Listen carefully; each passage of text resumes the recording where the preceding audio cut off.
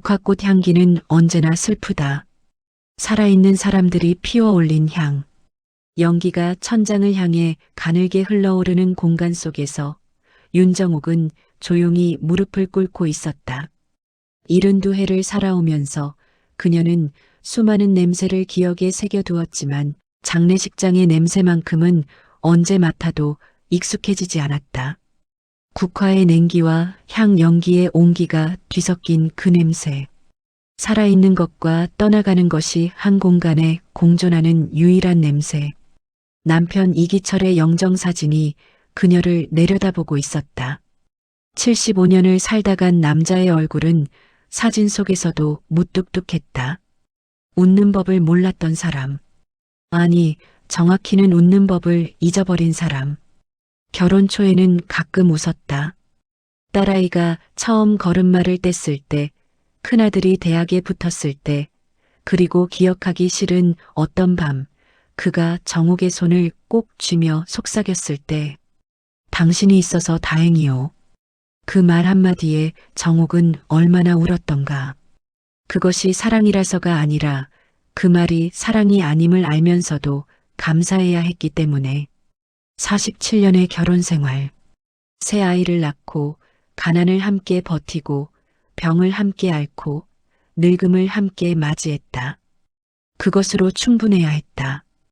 그것이 인생이라고 정옥은 스스로에게 수없이 말해왔다. 사랑은 소설 속에 있는 것이고 현실은 매일 아침 밥을 짓고 빨래를 널고 잠든 남편 곁에서 천장을 바라보는 것이라고. 하지만 가끔, 아주 가끔 잠들기 직전의 그 아득한 순간에 정옥은 다른 이름을 불렀다. 속으로만, 소리 없이, 누구도 들을 수 없도록. 현우야. 조문객들이 하나둘씩 들어오고 있었다. 남편의 직장 동료들, 오래된 이웃들, 아이들의 친구 부모들. 정옥은 그들 한 명 한 명에게 고개를 숙이고 손을 잡고 감사하다는 말을 반복했다. 몸이 자동으로 움직였다. 슬픔이 없어서가 아니었다. 슬픔이 너무 복잡해서였다. 남편을 잃은 슬픔인지, 평생을 이렇게 보낸 것에 대한 슬픔인지, 아니면 이제는 영원히 돌이킬 수 없다는 것을 아는 슬픔인지. 오후 3시가 조금 넘었을 무렵이었다. 장례식장 입구문이 열렸다. 정옥은 본능적으로 고개를 들었다. 나중에 그녀는 딸에게 이렇게 말했다. 왜 그 순간에 고개를 들었는지 모르겠다고. 수십 명이 그 문을 통해 들어왔는데 왜 하필 그때였는지 모르겠다고. 노인 하나가 천천히 걸어 들어오고 있었다. 검은 옷을 입고 있었다. 허리가 약간 굽어 있었고 걸음은 지팡이에 의지하고 있었다. 머리카락은 새하얗게 새어 있었다. 노인이라는 것 외에는 이 장례식장에 있는 수십 명의 다른 조문객과 다를 바가 없는 사람이었다. 그런데 정옥의 손이 떨렸다. 처음에는 자신도 몰랐다. 그냥 고개를 들어 새 조문객을 확인하는 일상적인 동작이라고 생각했다. 그런데 눈이 그 노인의 얼굴에 닿는 순간 무언가가 정옥의 가슴 깊은 곳을 강하게 움켜쥐었다. 허리가 굽고 머리가 세고 주름이 깊게 팼지만 그 눈은 변하지 않았다. 세상에서 가장 조용하고 세상에서 가장 슬프고 세상에서 가장 깊은 눈. 정옥은 무릎이 풀리는 것을 느꼈다. 곁에 있던 큰아들 민준이 얼른 어머니의 팔을 붙잡았다. 어머니, 괜찮으세요? 정옥은 대답하지 못했다. 목구멍이 막혀 있었다. 공기가 폐로 들어오지 않는 것 같았다. 그 노인이 천천히 영정 앞으로 걸어왔다. 장례식장 안의 공기가 이상하게 달라지는 것을 느끼는 사람은 정옥뿐이었다. 다른 사람들에게 그것은 그냥 노인이었다. 또 다른 조문객이었다. 하지만 정옥에게 그 노인의 한 걸음 한 걸음은 50년이라는 시간을 뚫고 걸어오는 것이었다. 노인이 관 앞에 섰다. 고개를 숙였다. 두 손을 모았다. 아주 오랫동안 그 자리에 서 있었다. 무슨 말을 하는 것인지, 어떤 기도를 드리는 것인지 아무도 알 수 없었다. 그리고 그가 천천히 고개를 들었다. 정옥과 눈이 마주쳤다. 그 눈빛 속에는 슬픔이 있었다. 그리움이 있었다.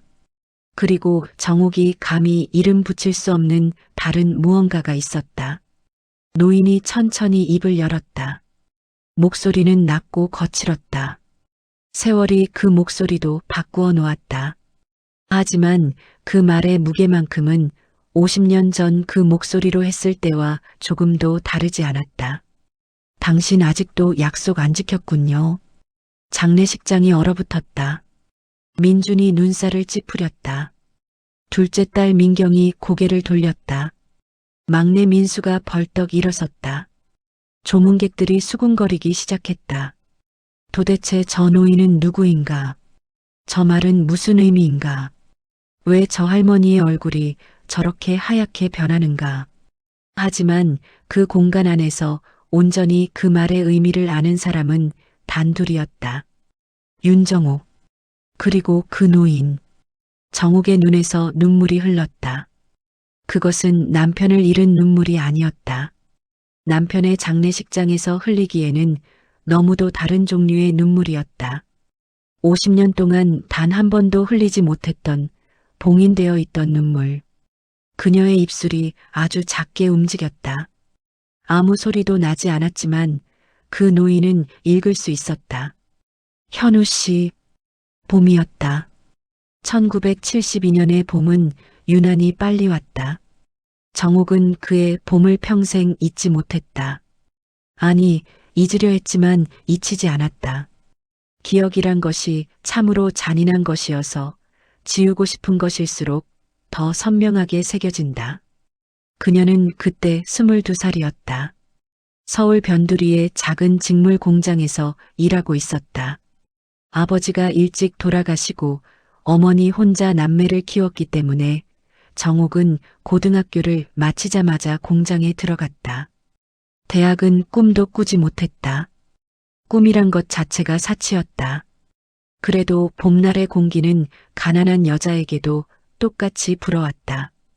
오홍현우를 처음 본 것은 공장 근처 버스 정류장이었다. 버스가 늦었다. 정옥은 혼자 서서 버스를 기다리고 있었는데 옆에 젊은 남자 하나가 다가와 서더니 대뜸 말을 걸었다. 버스, 오늘 파업 중이래요. 정옥이 돌아보았다. 키가 크고 눈이 조용한 남자였다. 화려하지 않은 얼굴이었지만 보면 볼수록 자꾸 보게 되는 얼굴이었다. 말투가 서울 사람 같지 않았다. 어떻게 알아요? 방금 사람들이 그러고 가던걸요. 정옥은 잠시 생각했다. 걸어가야 했다. 30분은 좋게 걸리는 거리였다. 남자도 같은 방향이었는지 말없이 옆에서 걷기 시작했다. 처음에는 어색했다. 낯선 남자와 같이 걷는다는 것이. 그런데 이상하게 침묵이 불편하지 않았다. 그것이 시작이었다. 남자의 이름은 오현우였다. 충청도 어딘가에서 올라온 청년으로 인쇄소에서 일하고 있었다. 책을 좋아하고 말이 많지 않고 웃을 때 왼쪽 눈가에만 주름이 생기는 사람이었다. 정옥보다 3살 위였다. 그들은 매일 같은 버스를 탔다. 처음에는 우연인 척했다. 나중에는 일부러였다. 정옥은 버스 시간에 맞춰 집을 나섰고 현우는 조금 일찍 인쇄소에서 나왔다. 두 사람 다 그 사실을 알고 있었지만 서로 말하지 않았다. 그런 것이 그 시절의 사랑이었다. 직접 말하지 않아도 알 수 있는 것들이 있었다. 가을이 되었을 때 현우가 처음으로 정옥에게 물었다. 일요일에 시간 있어요? 남산에 갔다. 단풍이 붉게 물들어 있었다. 정옥은 어머니한테 친구들과 나간다고 거짓말을 했다. 현우는 도시락을 싸왔다. 그 도시락을 보는 순간 정옥은 자신이 이 남자를 사랑하고 있다는 것을 알았다. 반찬이 엉망이었다. 계란말이가 반쯤 타 있고 김치는 너무 많이 넣었고 밥은 물이 많아서 질었다. 근데 그것이 왜 그렇게 좋았는지 정옥은 나중에 딸한테도 말하지 못했다. 그 엉망인 도시락이 왜 생애 최고의 음식이었는지. 요리 잘 못해요. 현우가 민망하다는 듯 말했다. 맛있어요. 정옥은 진심으로 말했다. 그것이 그들의 첫 번째 약속의 날이었다. 굳이 말로 하지 않았지만 그날 두 사람은 무언가를 약속했다. 남산의 단풍 아래에서 엉망인 도시락을 먹으면서 말없이 겨울이 왔다. 현우는 정옥에게 손을 잡게 해달라고 말했다. 아주 조심스럽게 마치 그것이 세상에서 가장 중요한 부탁인 것처럼. 정옥은 장갑을 벗었다. 차가운 손이 맞닿았다. 그 따뜻함이란. 그들은 서울 구석구석을 걸어 다녔다. 돈이 없었기 때문에 할 수 있는 것은 걷는 것뿐이었지만 그것으로 충분했다. 아니, 그것이 더 좋았다. 걷다 보면 이야기가 나왔고, 이야기가 나오면 서로를 더 알게 되었고, 더 알게 되면 더 좋아졌다. 현우는 꿈이 있었다. 자신만의 작은 출판사를 만들고 싶다고 했다. 지금은 인쇄소 직공이지만 언젠가는 좋은 책을 만들고 싶다고. 정옥은 그 말을 들을 때마다 이상하게 가슴이 벅찼다. 자신은 꿈이 없는데 이 사람 곁에 있으면 자신도 무언가를 꿈꿀 수 있을 것 같은 기분이 들었다. 새해가 밝았다. 1973년 첫날, 현우는 정옥에게 말했다. 결혼하고 싶어요. 정옥의 심장이 멈추는 것 같았다. 아직 아무것도 없어요. 돈도 집도 아무것도. 근데 있잖아요.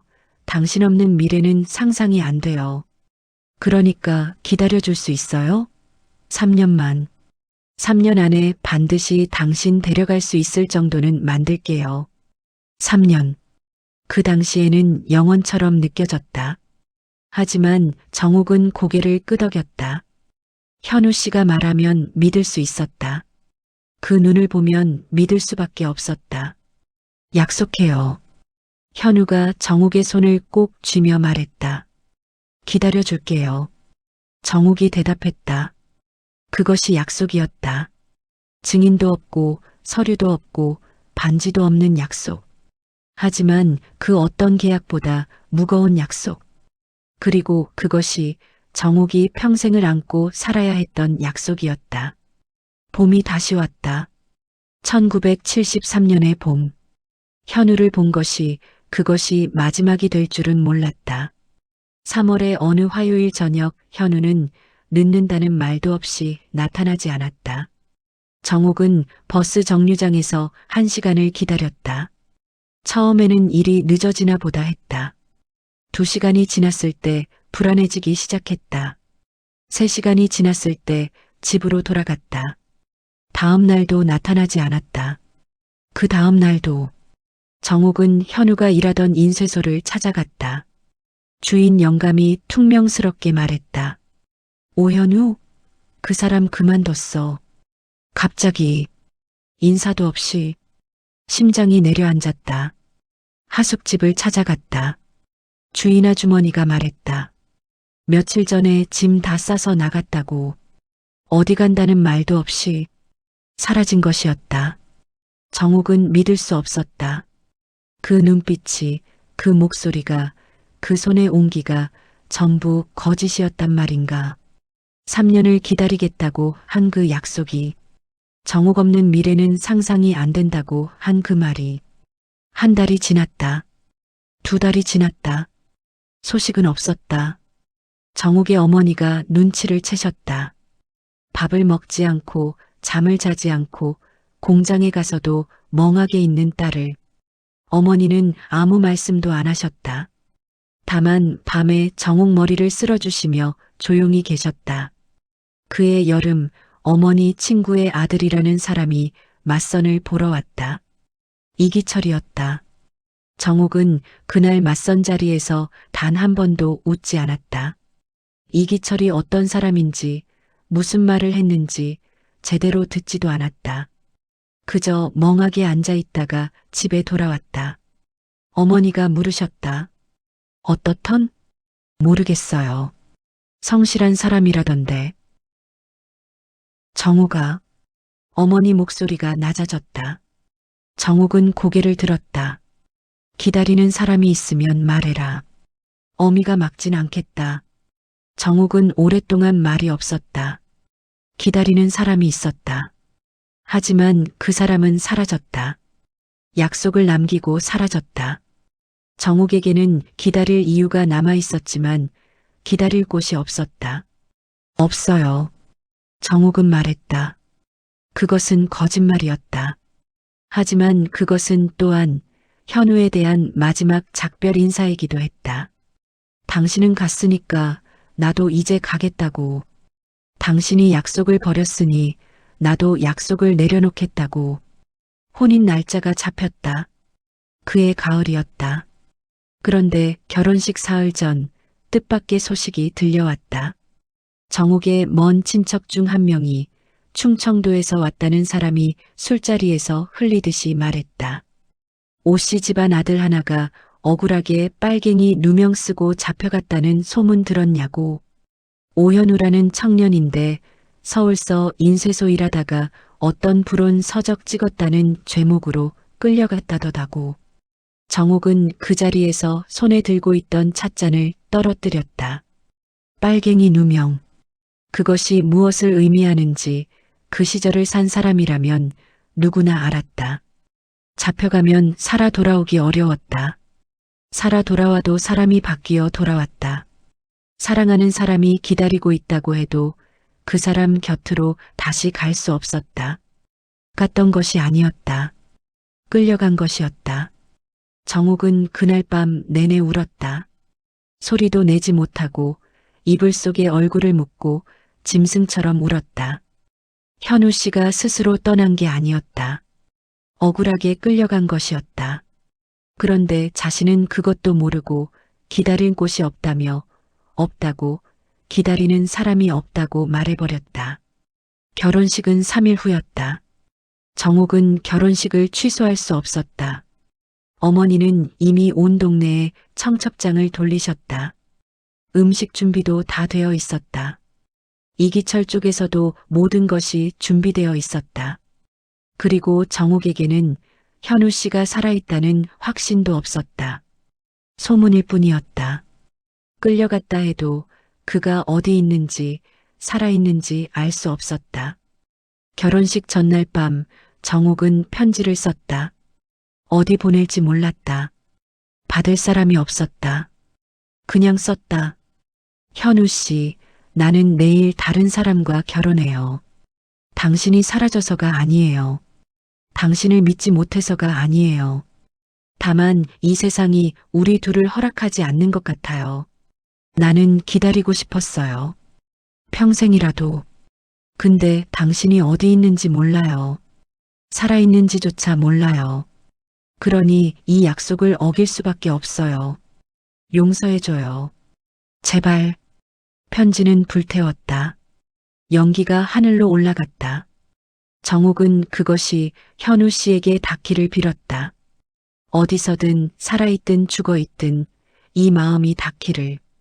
다음 날 그녀는 이기철과 결혼했다. 이기철은 나쁜 남자가 아니었다. 정욱은 나중에 딸들에게 이렇게 말했다. 아버지는 나쁜 사람이 아니었다고. 다만 자신이 나쁜 아내였을지도 모른다고. 이기철은 부지런했다. 새벽에 일어나 일하러 나가고 저녁 늦게 들어와서도 불평 한 번 하지 않았다. 돈이 부족할 때도 짜증내지 않았다. 아이들에게 엄하게 대했지만 사랑이 없어서가 아니었다. 그저 그렇게밖에 표현하지 못하는 사람이었다. 그런데 이상한 것이 있었다. 이기철은 아내에게 먼저 말을 거는 일이 거의 없었다.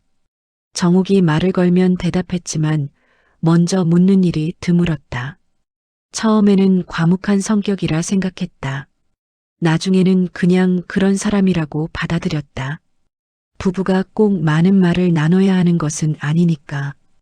하지만 가끔 이기철이 정옥을 바라보는 눈빛이 있었다. 뭔가를 알고 있는 것 같은 눈빛, 뭔가를 참고 있는 것 같은 눈빛. 정옥은 그 눈빛이 무서웠다.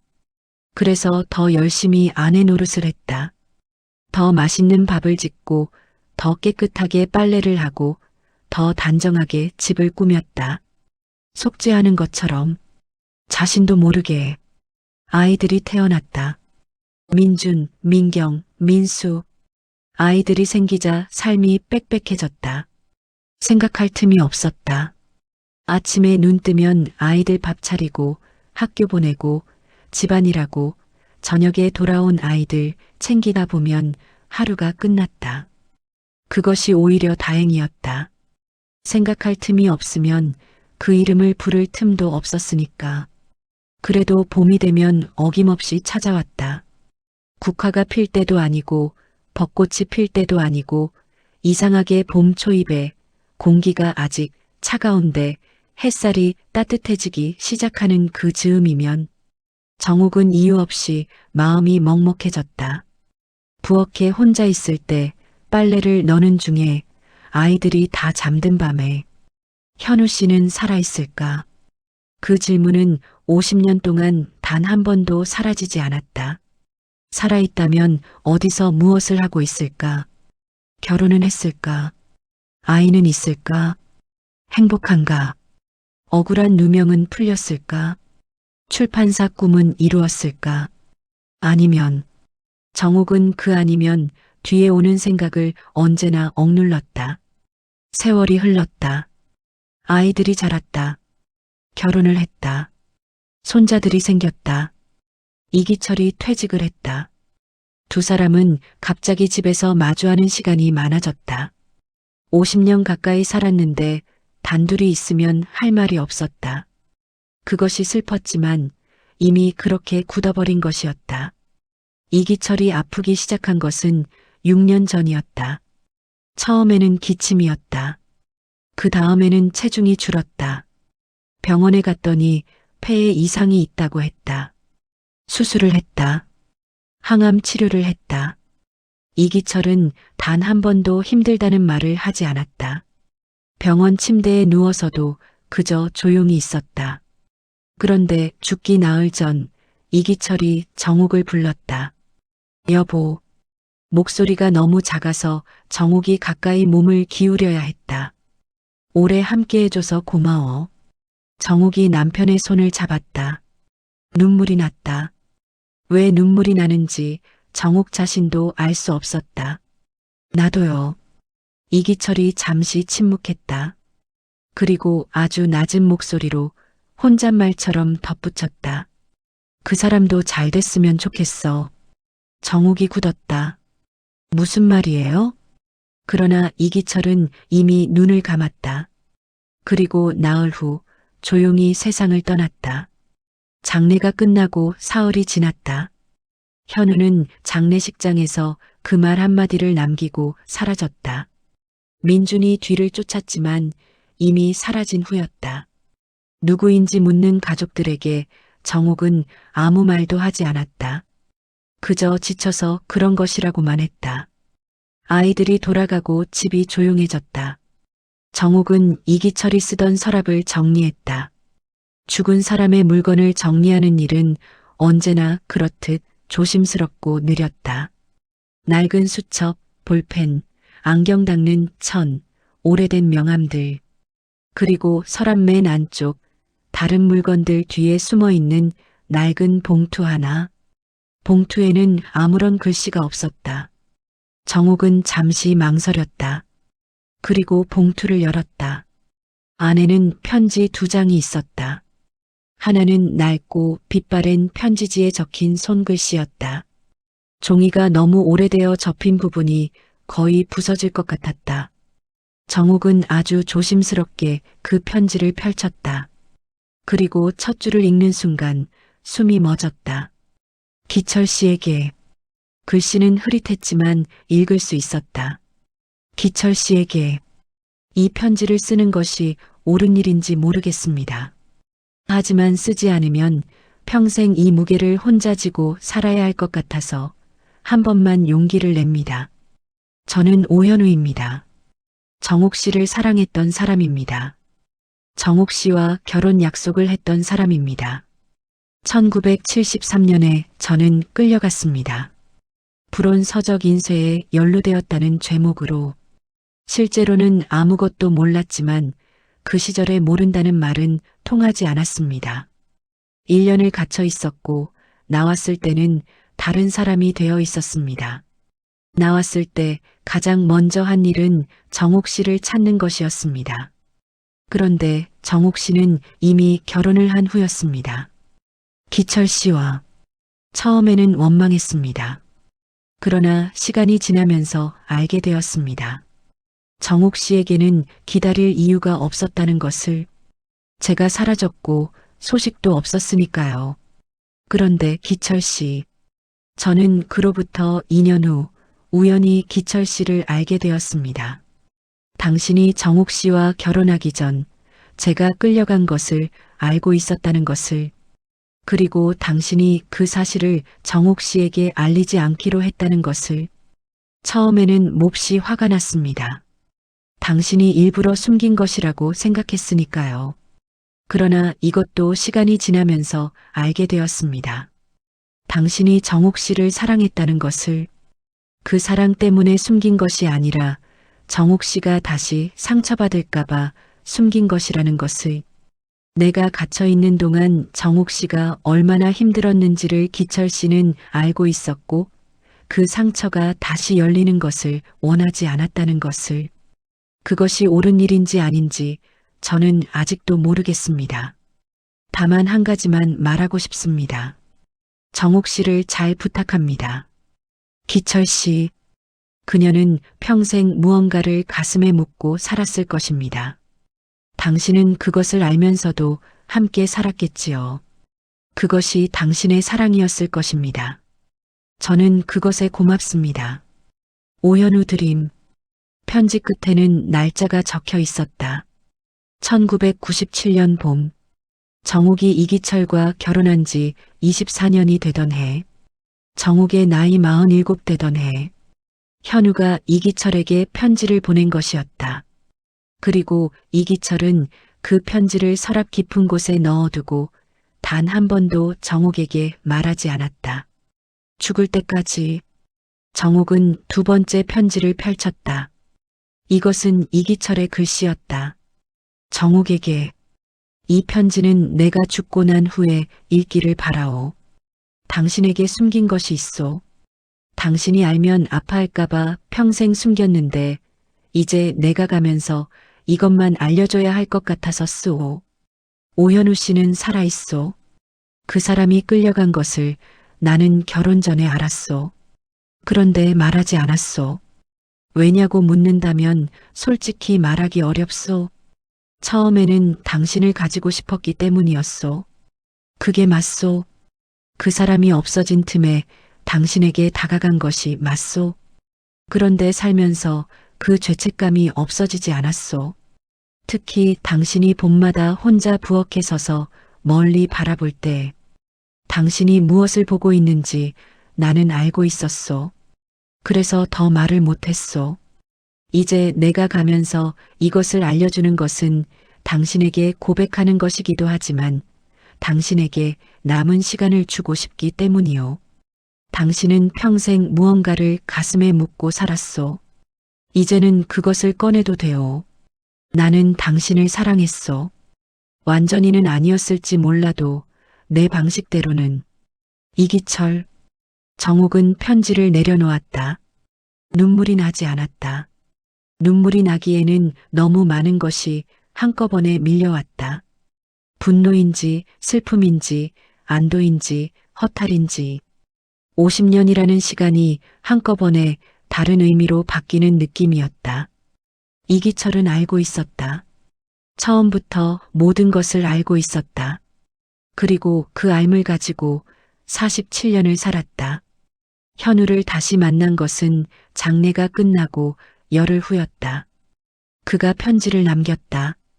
장례식장에서 말 한마디 하고 돌아간 후 일주일이 지나 우편함에 편지가 한 통 꽂혀 있었다. 보낸 사람 이름은 없었지만 필체를 보는 순간 알 수 있었다. 정옥 씨, 다시 만날 수 있을지 모르겠어서 장례식장에서 그 말을 한 것이 아니었는데 그것이 당신을 많이 당황하게 했겠지요. 미안합니다. 만약 괜찮다면 한 번만 만나주실 수 있겠습니까? 할 말이 있습니다. 50년이 지났지만 아직 못한 말이 있습니다. 언제든 당신이 편한 날에 이곳으로 오시면 됩니다. 주소가 적혀 있었다. 서울 외곽의 작은 동네였다. 정옥은 사흘 동안 그 편지를 들고 고민했다. 가야 하는가? 가지 말아야 하는가? 가면 무엇이 달라지는가? 가지 않으면 무엇이 남는가? 결국 갔다. 주소를 따라가니 아담한 단층 집이 나왔다. 마당에 작은 텃밭이 있었고 처마 밑에 화분이 몇 개 놓여 있었다. 조용하고 소박한 집이었다. 현우가 문을 열었다. 두 사람은 서로를 마주 보았다.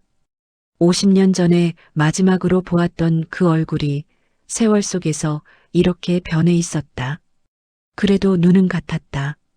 그 눈만은 조금도 변하지 않았다. 들어오시겠어요? 현우가 말했다. 물음이 아니라 권유였다. 방 안에는 책이 가득했다.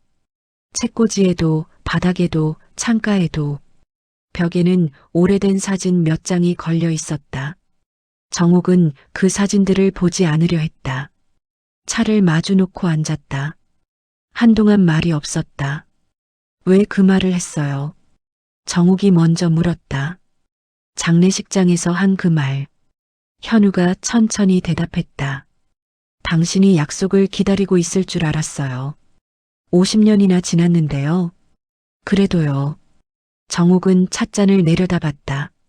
그 약속이 무슨 약속이었는지 기억해요? 기억하지요. 현우의 목소리가 낮아졌다. 남산에서 했던 약속. 3년 기다려달라고 했던 약속. 그것을 지금도 생각해요? 매일 생각해요. 정옥의 가슴이 조여들었다. 나는 지키지 못했어요. 그 약속? 알아요. 원망해요? 현우는 잠시 창밖을 바라보았다. 처음에는 원망했어요. 내가 나왔을 때 당신이 이미 결혼한 것을 알았을 때. 근데 있잖아요, 정옥 씨. 원망이 사라진 건 오래됐어요. 20년은 됐을 거예요. 그럼 왜 그 말을 장례식장에서 확인하고 싶었어요? 현우가 조용히 말했다. 당신이 행복했는지, 그 사람이 당신을 잘 대해줬는지 50년 동안 궁금했어요. 정옥의 눈이 뜨거워졌다. 현우 씨는요? 현우 씨는 결혼했어요? 했어요. 지금은요? 15년 전에 먼저 갔어요. 잠시 침묵이 흘렀다. 아이는요? 딸 하나 있어요. 서울에 살아요. 정옥이 조심스럽게 물었다. 행복했어요? 현우가 웃었다. 50년이 지났어도 왼쪽 눈가에만 주름이 잡히는 그 미소가 남아 있었다. 행복한 순간도 있었고 아닌 순간도 있었어요. 그게 삶이니까요. 꿈은요. 출판사 꿈. 현우의 눈이 따뜻해졌다. 이루었어요. 작은 거지만 지금도 가끔 이래요. 정옥이 입술을 꾹 물었다. 그러지 않으면 울 것 같았다. 다행이에요. 정옥 씨는요? 나는. 정옥은 잠시 생각했다. 살았어요. 최선을 다해서 그것으로 충분해요. 현우 씨. 네. 이기철 씨 편지 봤어요. 현우가 조용히 고개를 끄덕였다. 알 것 같았어요. 그 사람이 뭔가를 남겼을 것 같다고. 왜 그 사람한테 편지를 썼어요? 나한테 쓰지 않고. 현우는 오랫동안 대답하지 않았다.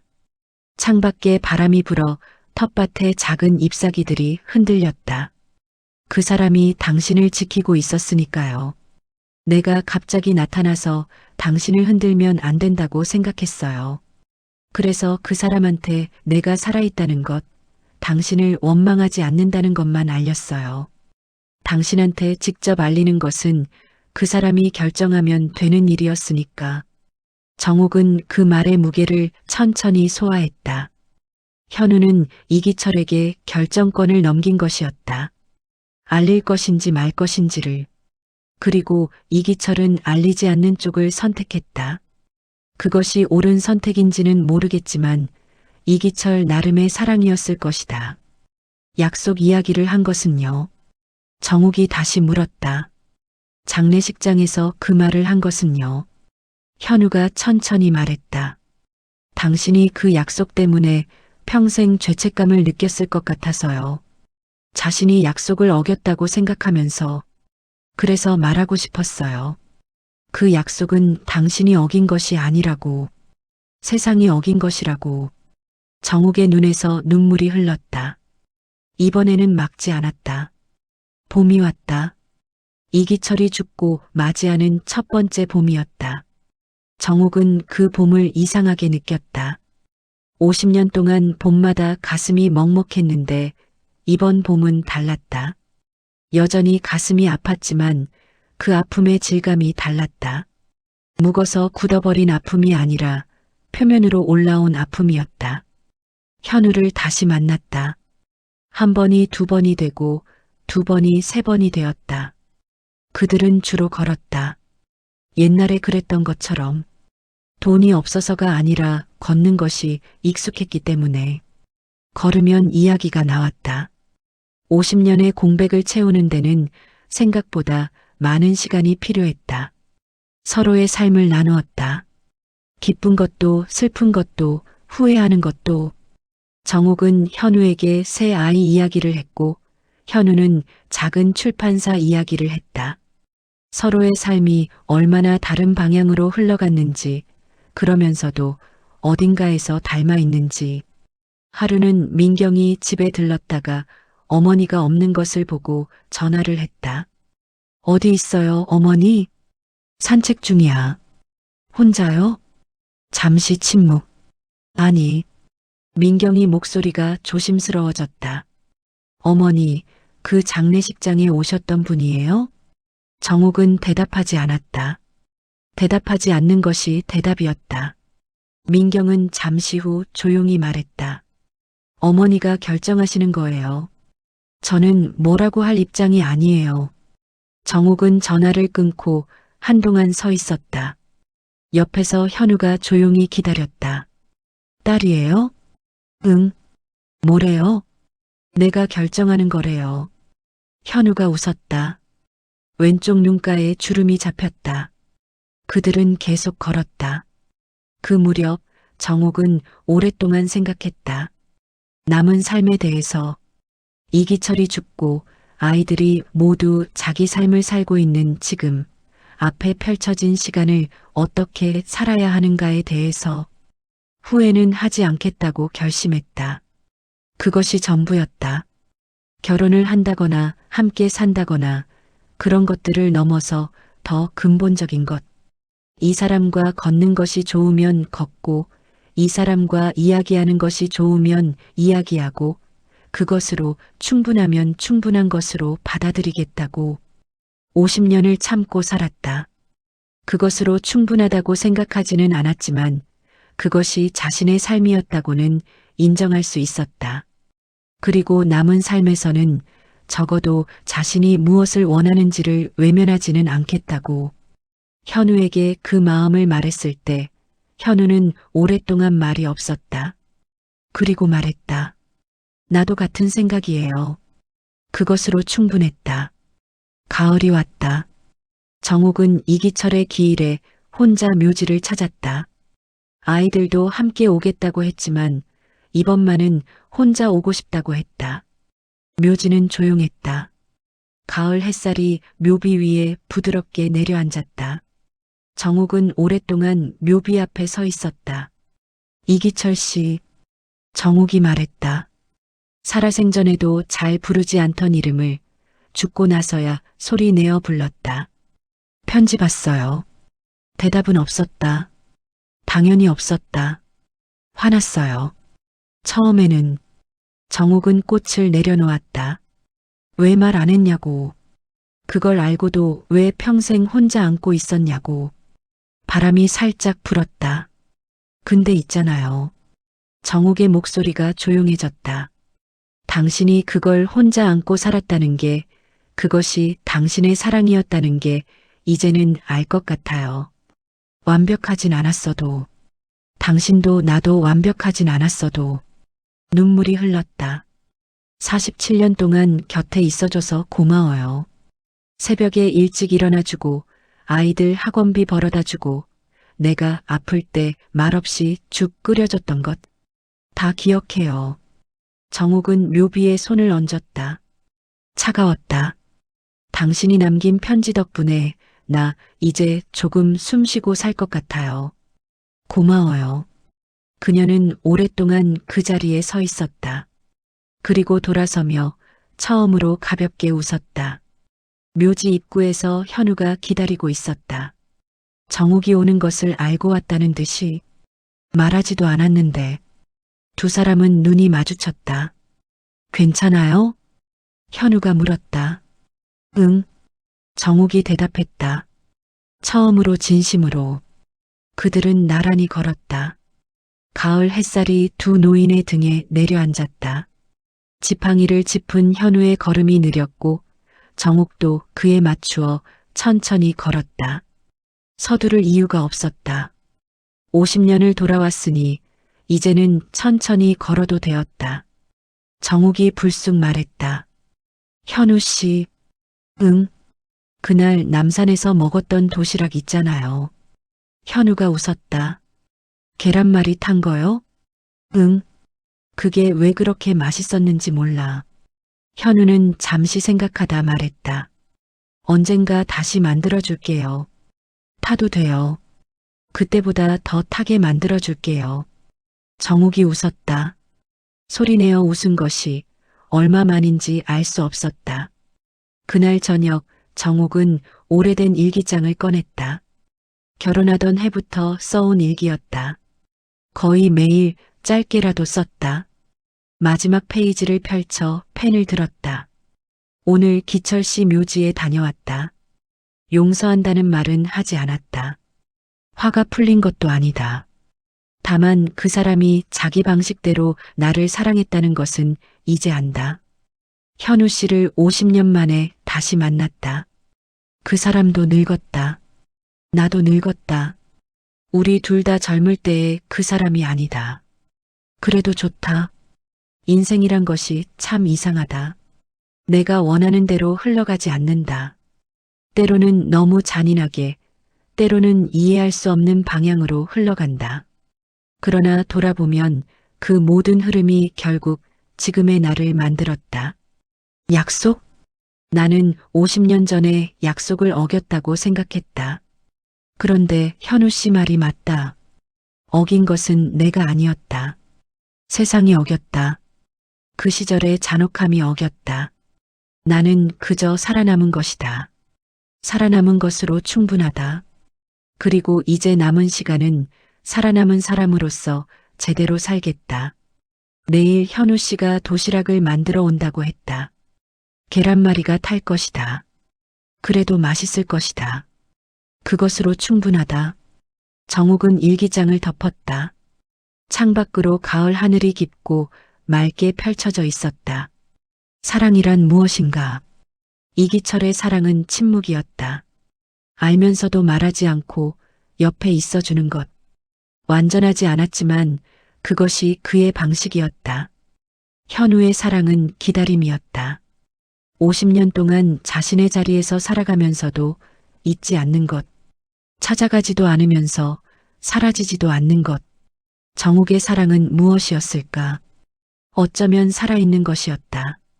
약속을 어겼다는 죄책감을 안고 사랑 없는 시간을 견디고 봄마다 혼자 누군가를 그리워하면서도 그럼에도 불구하고 매일 아침 밥을 짓고 아이들을 키우고 세상과 타협하며 그 모든 것을 견뎌내면서 살아있는 것.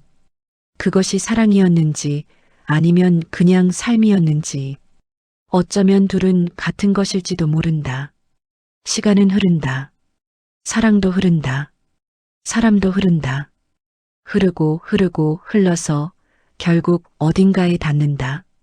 닿는 곳이 어디인지는 살아봐야 안다. 살아봐야만 안다.